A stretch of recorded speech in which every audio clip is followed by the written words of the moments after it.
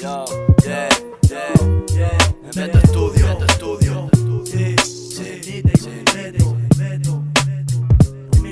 aquí estoy, bro, luchando por mí, por mi familia. El mundo está en mis manos, por eso es que lo perdí. La gente envidia, yo aquí creo mi desidia. Tomo pastillas para dormir, la Biblia son todo mentiras sucias. La persona que ama se va a la pifias. Veo dolor, sangre y más rabia por cagadas que hacen clac. Cada calada que doy es un paso atrás, esa es mi insignia. La ventana de mi habitación saca mis lágrimas, recuerdos. Quemarse por favor, siguen aquí ardiendo en carne. Quemándome no siento su calor, solo un odio que es permanente. Mi frente suda sangre, mis falanges partidas, heridas que no calmé, creo mi desastre. Mi soledad estuvo un tiempo ausente. Yo lucho por mis padres, me di cuenta de quién estar aquí para apoyarme frente a lo que sea detente. No cojas esa droga, esa es tu muerte y tu contraste está en tu mente. Dejarlo todo atrás, empezar fuerte. Aunque me sienta débil, solo pensar en presente. Mi pasado pisado, la gente no está al corriente de que no soy normal, acabaré bajo de un puente. Porque yo soy así, quiero cambiarme, es diferente. Yo no soy buen amigo, tampoco soy buen pariente. Sé que soy un mal hijo y un hermano prepotente. Lo siento, las influencias matan como siempre, correcto.